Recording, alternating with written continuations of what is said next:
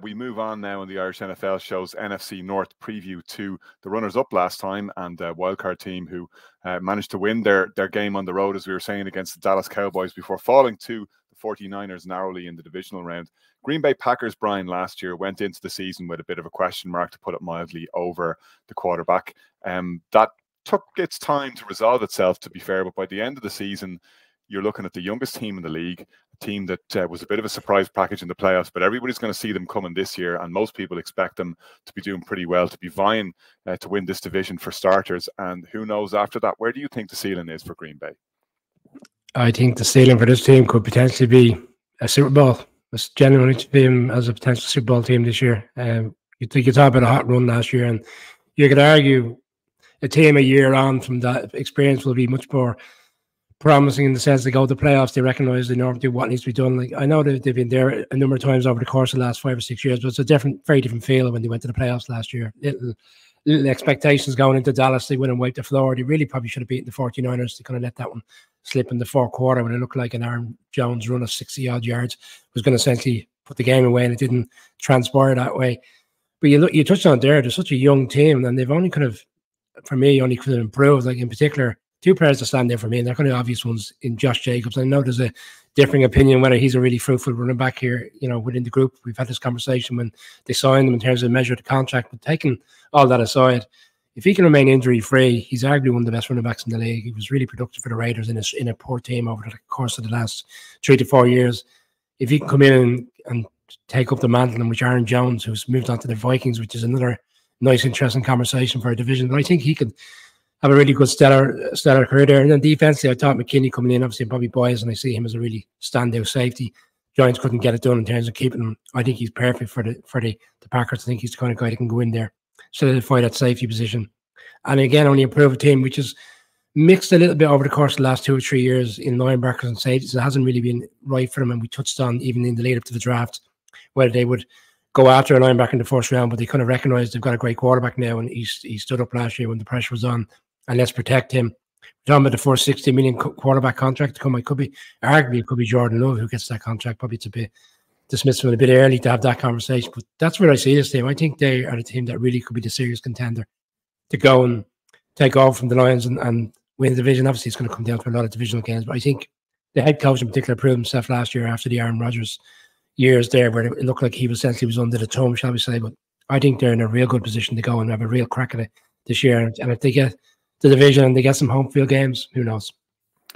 The feeling, Noel, about the Packers has been that the chink in the armour for the last couple of years, even when Rodgers was there, was the defence, that it never quite managed to be greater than the sum of its parts. And there's a lot of first-round draft picks invested in this defence, a lot of very talented players in the view of most observers. Obviously, the DC got the bullet last year. They have a new defensive coordinator in this year and a new defensive staff largely. So for all the focus on Jordan Love, Green Bay will arguably go only as far as their defense allows them to go. Yeah, that's it. Look, Brian talked about the offense, which is exciting, but the defense, we discussed it with the Lions. You can have that great offense, but if your defense isn't able to hold up, that's where issues can come in. And Brian mentioned Xavier McKinney there, who was obviously a really good signing from the New York Giants. He's a player who'll come in with experience and kind of shore up that secondary there. You have players like Jair Alexander and Rasheem Gary and Kenny Clark are good players. And if they can kind of hit their stride, this defense, if it can keep them in games, that offense Brian was talking about can win games. It's just going to be interesting because of the youth that's involved in this and the question mark around the quarterback. And I still do think there is a question mark around the quarterback because we've had one season which was 50-50. So it'll be interesting to see how that develops. But yeah, look, that defense, if they can step it up and they can just keep that team in games, then I think this Packers team will be interesting to see how far that youthful setup can actually take them. Shane, there was two coaches I remember when we were sitting down this time last year. We were talking about, well, now we'll see what they're really made of. One was Sean McVay, box ticked there in fairness to him, and the other was Matt LaFleur, who also very much ticked the box last year. Like it's only when the tide's out that you really see who's been swimming naked, as they say. And Matt LaFleur has some pretty pretty sporty looking swimming trunks on him as far as I can see. He's far from naked. The way he runs that offense, the way he springs guys free, see guys like Luke Musgrave coming in, and he just seems to find ways to get receivers open for fun. Yeah, and look, I mean, another thing that LaFleur has managed to do is he seems to master the art of making sure that his team peak at the right time. That's something which really came through quite strongly last year. We're talking about the Packers as a 9-win team. It's the same level as as the Saints. But yeah, when we were talking about the Saints a couple of weeks ago, we were very sort of negative on those and positive on the Packers' chances, and it's for a reason, because we know this is a team that's on the grow. And in fairness to LaFleur, he's brought in a youthful energy. He's used his imagination and being able to, like you mentioned, be able to get receivers free. I think Jordan Love works really well in that system. He's going to be looking for a new contract this year. The Packers don't seem to think that he's worth the amount of money that Joe Burrow is on. Jordan Love is going to be out there to try and prove that he is worth that kind of money. So that's going to give him an extra pep in his step this year, I think, to try and prove it. He's not in a prove it year. That's a phrase we use too much. But just try and make sure that he bumps up that paycheck a little bit more after seeing what Jared Goff is getting over in Detroit, of course.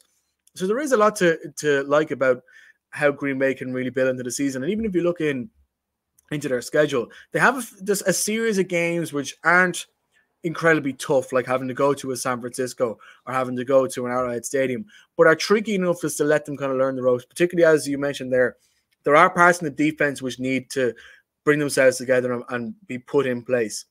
But the thing about the Packers is they have a head coach system, they have a culture there in terms of the way that they've backed youth. Last year, they were the youngest team in the league, I think one of the youngest teams in the league in a long time, across the board. Even the decision to pick Daniel Whelan as a punter over the veteran that he was competing with to get that role was, I think, a sign of the new culture that is in Green Bay, that we are backing with youth. The media circus around Aaron Rodgers has gone over to New York. Let them deal with that. We are a new team. We have a new identity. And I think that means that the Packers can really build nicely into the season. They don't really have a sort of standout tough game until they play against the 49ers. I don't know whether it's in Green Bay or San Francisco on the 24th of November. So, and there's the few tricky games. They're going to win a few of them. They're going to lose a few of them. There's going to be a few weeks where we're sitting here talking, oh, is Jordan Love the guy? There's going to be a few weeks where we're sitting here trying to analyze their defense. They're going to have a bit of up and down during that September-October period. That's the season we can expect from Green Bay. But the further we get into it, the stronger they will get. And I echo what Brian was saying. Some people might say, geez, it's a bit much to be looking at these Green Bay Packers as possible Super Bowl winners. If they can win the NFC Championship game, they're only one mistake by the AFC winner away from having a really good chance. As much as the AFC winner in that situation will probably be a stronger team than the Packers, there is a good chance here for the Packers to make a run of it in the playoffs if they peak at the right time. The key thing is keeping their players fit. I also really like how they drafted. They seem to be filling a couple of key positions in that secondary and linebacker, an area which they really needed to improve on. We saw that in many stages last season. But once they get a big game, once they get a big test, they build momentum. They keep momentum. Once they have it, they don't lose it. That's something we can expect from the Packers. So, look, there's going to be a point in the season where they're dangerous. They just need to make sure they don't peak too early. Right, just a quick one. Sorry, go on. Sorry. Yeah, week 1 in Brazil. I mean, you couldn't have asked for a better start to the season. Like, as a neutral, the Packers against the Eagles on a Friday night going into Saturday morning for us. And it's a bit like we're talking about them. We're obviously me and Shane seem very keen, and we're suggesting that their potential in the in the run to make the Super Bowl. But like that's a true test in week 1 to go in. Albeit it's a neutral ground, but like probably gives them a much better opportunity as well to go and beat an Eagles team as opposed to going into Philly on the opening weekend of the season. But if they were to come out of that game with a win, you can only imagine the confidence within that team, which will lead to a greater feel within the camp that they can actually really push on, even though it's very early in the season. Right, sounds like it's very much go Pack go from us rather than no Pack no. This is the Irish